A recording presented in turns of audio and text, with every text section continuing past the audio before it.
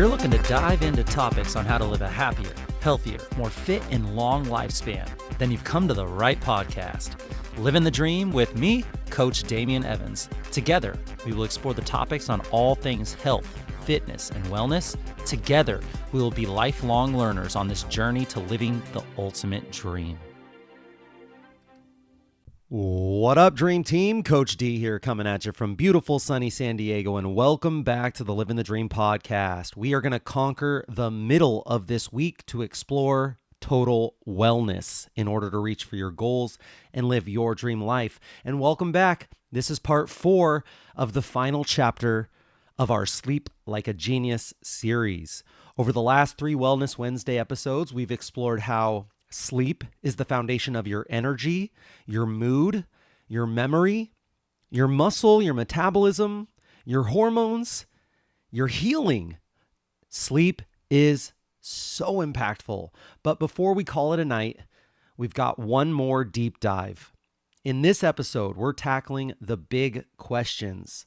Should you be taking melatonin? What does sleep have to do with late night cravings? Is there actually a fix for insomnia that doesn't involve drugs? And finally, how the COVID-19 pandemic permanently changed our sleep. Some of it for the better, some of it for the worse. So let's break it all down. Melatonin, is it the magic pill or is it marketing hype? You've probably heard melatonin called the sleep hormone, but here's the truth. Melatonin doesn't put you to sleep. It tells your brain when it's time to sleep, like a dimmer switch for your body clock. It's released by your pineal gland as darkness starts to fall, signaling to your circadian rhythm to shift gears into rest mode. But when it comes to melatonin supplements, the hype outweighs the science. Meta-analysis data shows that melatonin only helps people fall asleep 3.9 minutes faster on average. 4 minutes faster? And it only improves sleep efficiency by 2.2%. That's it. That's the data. Not really exactly a miracle drug, if you ask me. Worse off, melatonin is poorly regulated in many countries. One study found that doses in over-the-counter melatonin bottles varied by over, listen to this, 400% from what was claimed on the label. Some even had serotonin in them, which is not what you want. Melatonin bottles varied over by 400% of what they claimed to be on the label. That's not great. Can you think about if you were to take caffeine and it said 100 milligrams and it was 400% higher? You might be in some trouble there. When melatonin can actually help you. Now, I know what you're thinking. Coach D, if melatonin isn't that effective for regular sleep struggles, then why do so many people take it? Why do so many people swear by it? And here's the deal. Melatonin can be useful, but there are specific situations that it is useful for. Think of it more like a circadian rhythm reset tool, not a nightly sleep aid. You should not be taking melatonin every night as a sleep aid, like it's a magnesium supplement or like it's a nightcap with your alcohol, which you probably shouldn't be doing it either. Here's when melatonin makes sense. Number 1, jet lag. Traveling across any time zones? Well, melatonin might make sense here.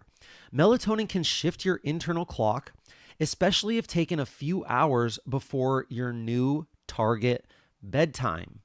I'll say that again. If you take melatonin a few hours before your new target bedtime, melatonin can help shift your internal clock to match that new target bedtime. Number 2, it makes sense if you have shift work.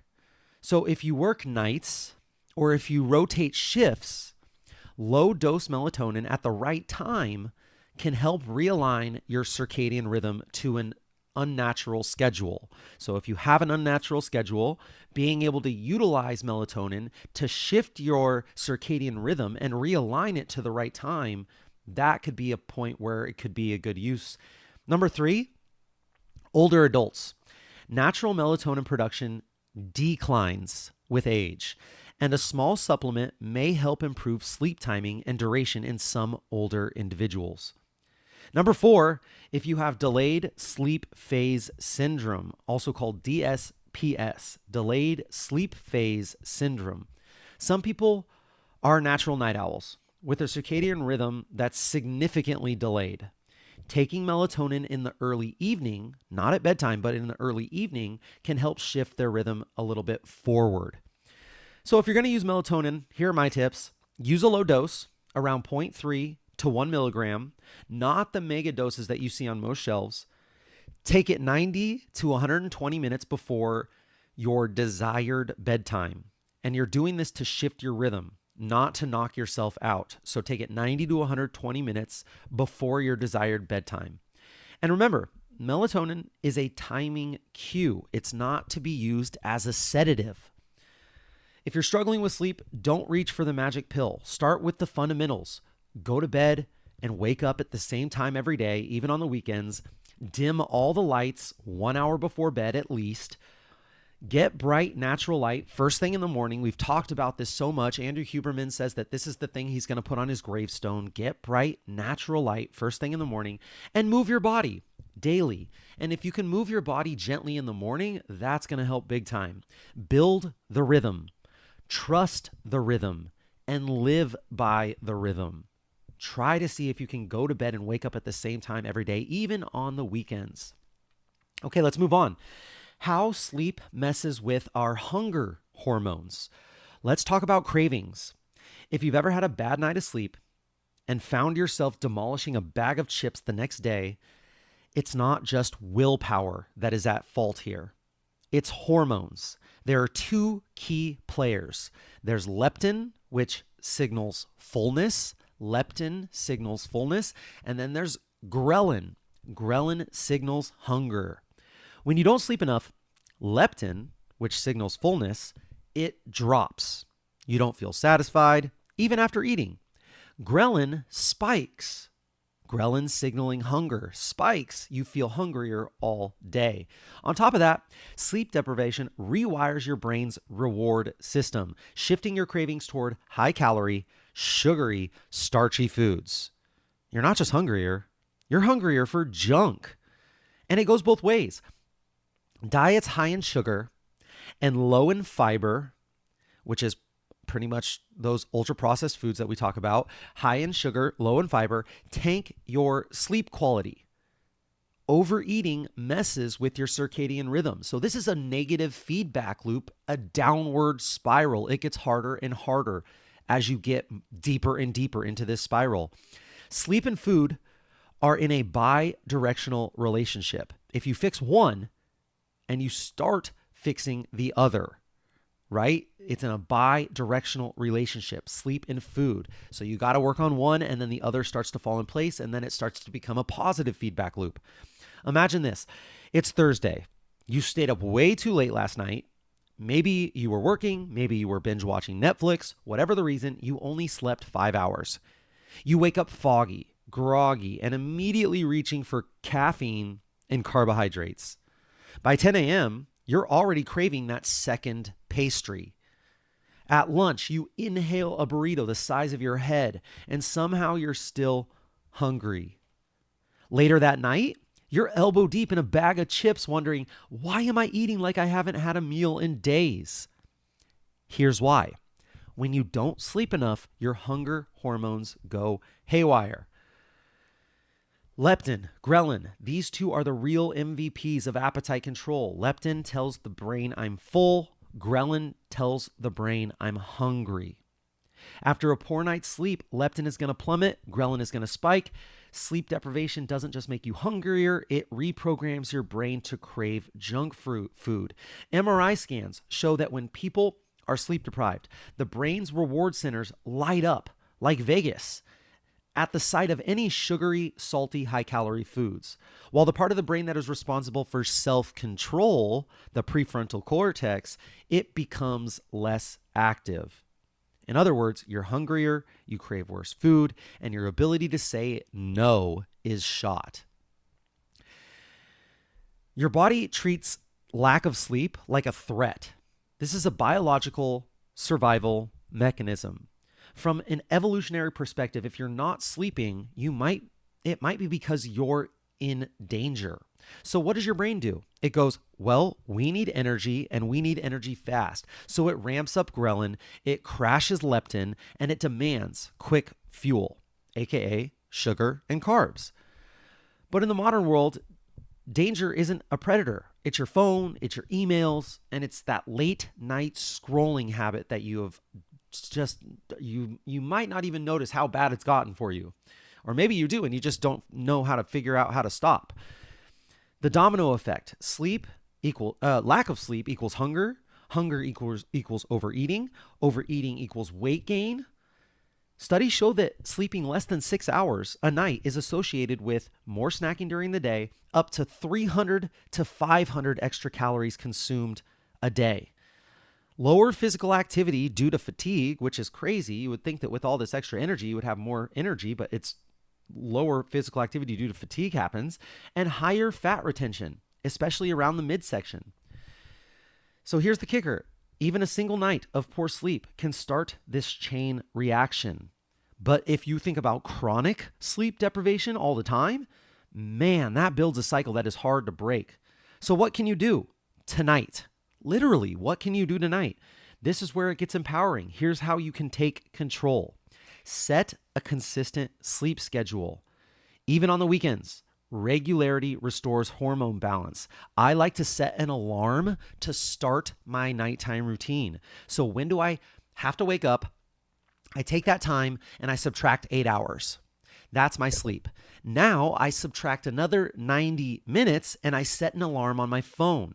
That alarm goes off. I know that I need to turn off all the lights. I need to dim down the lights. I need to turn off the screens. I need to make sure I start getting ready for bed. Even on the weekends, regularity restores hormone balance. Number 2, you got to dim the lights. Make it red light. Maybe have some candles. Try not to have these bright lights that are overhead. Artificial light delays melatonin and keeps hunger hormones out of whack. The next morning, get sunlight on your eyes. It helps to regulate your circadian rhythm, setting you up for better sleep the next night. So sometimes sleep happens, the amount of sleep you can get is based off of what happens early in the morning. And then number 4, cut the late night sugar and alcohol. These insulin spikes, they mess with your deep sleep, which worsens leptin and ghrelin imbalance. And then maybe even start tracking your sleep. So I use an Oura Ring. I love the Oura Ring. There's things like Whoop or Apple Watch or Garmin, or now there's these pads that you can put on your bed like the 8 Sleep, which is really huge right now. Or even in just like a journal and pen and paper, how you feel in the morning. What gets measured gets managed, as long as it doesn't become something that really stresses you out. Don't look at the numbers as you failing or as you succeeding. Just look at it as data. Gather that data, get averages, and then use those averages to know if you're going in the right direction with your sleep that night. If you're struggling with cravings, late night eating, or stubborn belly fat, don't start with a new diet plan. Start with better sleep. Because the truth is, you don't have a discipline problem. You have a sleep problem. And once you fix that, you won't just eat better, you'll feel better. You'll think clearer, and finally have the energy to train like a beast. All right, let's move on. We're going to move on to how to actually fix your insomnia without pills. Insomnia affects, get this, 1 in 3 adults at some point in their lives. 1 in 3. That's massive. And when you're in it, whether it's trouble falling asleep, staying asleep, or waking up and feeling exhausted, it can really feel hopeless. Many people turn to things like alcohol, which disrupts your REM sleep and fragments your sleep. Some people turn to THC, which suppresses your deep dream sleep. Some people turn to sleep meds, which sedate you, but they don't restore you. But the gold standard for treating insomnia today is called CBTI, Cognitive Behavioral Therapy for Insomnia. It is drug-free, it's long-lasting, and research shows that it's just as effective as sleeping pills in the short term, with long-term benefits that medications simply do not provide. It rewires your beliefs about sleep, your behaviors around your bedtime, and your stress response when your head hits the pillow. Cognitive behavioral therapy for insomnia. So if you really struggle with insomnia, this might be something that you can look into. I'll tell you a little story here. Sarah, let's talk about Sarah. She's a 42-year-old mom of two, a full-time manager, and she hasn't slept through the night in like 6 months. Every night goes like this. She gets to bed at 10:30, utterly exhausted. But the moment that her head hits the pillow, it's like her brain starts to fire up. Did I send that email? Are the kids okay? What if I can't fall asleep again tonight? Midnight comes. She's still tossing. She finally crashes. Then she wakes up like clockwork at 3:12 in the morning. By morning, she feels like a zombie again. So she slams caffeine to survive the day, only to be wired and tired again at night. Does this sound familiar? Here's the thing. Sarah doesn't have a sleep disorder. She has a dysregulated nervous system and a disrupted circadian rhythm, two of the most common causes of chronic insomnia. So if this sounds familiar, let's break it down. The two main reasons you can't sleep. You are too wired to wind down. Stress and the nervous system. Your body runs on two systems, the sympathetic, fight or flight, or the parasympathetic, rest and digest. Most people live in a chronically sympathetic state. Work, traffic, email, social media. It's all stimulation. If you don't intentionally shift your parasympathetic mode, you're not giving your brain permission to sleep. That's like trying to park a car while your foot is still on the gas. And number two, your internal clock is broken. Your circadian rhythm is all disrupted. Your sleep-wake cycle is regulated by a natural rhythm, tied to things like light, temperature, and routine. If you're exposed to bright light at night, if you're sleeping and waking at inconsistent times, if you're not getting enough daylight in the morning, you're sending mixed signals to your brain. And when the brain is confused about what time it is, well, then melatonin, it's going to get secretion. The secretion of melatonin is going to get delayed. It's going to be off. It's going to be random. Or it doesn't happen at all. Fixing insomnia, what can actually work here? Here's how we fix it. No pills required. Step 1, build a wind down ritual. Same time every single night. You can't slam the brakes at bedtime and expect to fall asleep instantly. Your nervous system needs a gentle descent, not a crash landing. So let's go through a 4-part wind down stack right here. 4 parts. The first part is to dim the lights 90 minutes before bed. Either have red light or have candles. Get those artificial lights off. Number 2, put the phone away. Some people say wear blue light blocking glasses, but I have a theory that the blue light's not actually as bad as the actual content on the screens. It's the stimulating content that we're watching that's really getting us into a state that is not great for sleep. So for me, I still have the TV on, but we turn the TV picture settings down to dim or dark or low power. And then we watch things like yoga, yin yoga, and yoga nidra. So these are things that actually calm you down. I'm not watching Game of Thrones. I'm not watching an episode of The Bachelor. I'm not watching things that get you all hyped up. We're watching things that can help get you down. That's at least the bare minimum. Of course, no screens, maybe reading an actual book or journaling or doing some yoga without a screen is ideal, but we all know that we live in this world with the screens always on, so we got to do what we can with what we have, meet ourselves where we're at, try to put your phone away as soon as possible. Number 3, get some tea, sip some herbal tea. You could Take tea with magnesium or adaptogens, things like chamomile or ashwagandha. We work with a company called Ned that we really like. They have a supplement called Mello, magnesium supplement that is really, really nice. Try to sip on some herbal tea. And this is it's not just the actual contents of the tea. It's the ritual behind. I'm having this warm drink that warms my inside. It's a signal to the body that this is something that we do every night right before we go to bed.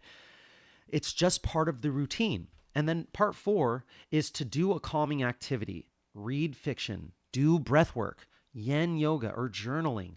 This is your signal to the body, hey, it's time to power down. And you got to do it every night. It's a wiring of the neural patterning in your brain. It's going to take time to break what you've been doing and to rebuild a new neural pathway. So give it time and be consistent. Step 2, anchor your sleep clock with morning light.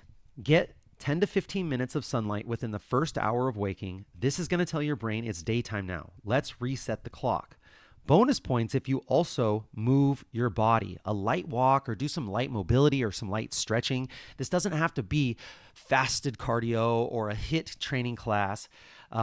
If it is, that is one way to do it. But light movement, usually early in the morning with that sunlight, is really, really great for sleep that night. And delay your caffeine by 60 to 90 minutes if you can. This is something that is a little controversial on the internet. Dr. Andrew Huberman got a ton of backlash when he said this. People love their caffeine and they think that it's totally fine to drink it right when you wake up. And if it works for you, great. But if you are struggling, maybe try delaying your caffeine 60 to 90 minutes after you wake up and see how that may benefit you. Step 3, have a consistent sleep and wake up time. Yes, even on the weekends. Your brain loves rhythm and it doesn't know if it's Friday, Saturday, or Sunday. Going to bed at 10 p.m. some nights and 1 a.m. other nights, it's like changing time zones every weekend and giving yourself jet lag. Fix this, and you'll naturally start falling asleep faster and staying asleep longer. And then step 4, address hidden sleep killers. Blood sugar crashes, like eating a small protein-rich snack if you wake up hungry or wired at 2 to 3 a.m., eating a small protein-rich snack. Some bodybuilders will drink a whey protein shake. This can sometimes help get you back to sleep. Cortisol spikes, do deep breathing. So if you find that you are just like amped up and your mind is going crazy, do some deep breathing, like box breathing. 4 in, 4 hold, 4 out, 4 hold. Or I like to do 4-7-8 breathing. In for 4, pause for 7, and slowly let it out for 8. In for 4, pause for 7, out for 8. This will help to activate your parasympathetic response. Give it a shot. It really is powerful. I sometimes like to time my breath. Instead of just counting seconds, I count it with the beats of my heart. So I have my hand on my heart. I'm feeling it. I'm doing the breath as the heart beats. I'm saying 1, 2, 3, 4 in my head. And by the time I'm on my 5th or 6th round, I essentially don't even remember because I pass out. Address any hidden sleep killers like electrolyte imbalances. Maybe you can add a pinch of sea salt to water if you're waking up dehydrated and see how that fixes it. So my final word on insomnia here is if your brain won't shut off at night, if your body won't relax, if your sleep feels light, broken, or non-existent, you are not broken. You're out of rhythm. And rhythm can be restored one small habit at a time. Yes, it takes effort. Yes, it takes dedication. And yes, it takes consistency, but it can be restored. You don't need more supplements or screens. You don't need anything that a guru can help to sell you. All you need is stillness, structure, and sunlight. Stillness, structure, and sunlight. Because great sleep doesn't start at bedtime. It starts in the morning with intention. And let's finish off here real quick with segment number 4, 4 ways that the COVID pandemic changed our sleep. The pandemic didn't just change our work, our health, our routines. It changed our sleep in 4 major ways. The first way the COVID pandemic changed our sleep was sleep quantity. People slept 25 minutes more per night on average. Less commuting, more flexibility equals more time in bed. Number 2, sleep quality. 60% said their sleep got worse.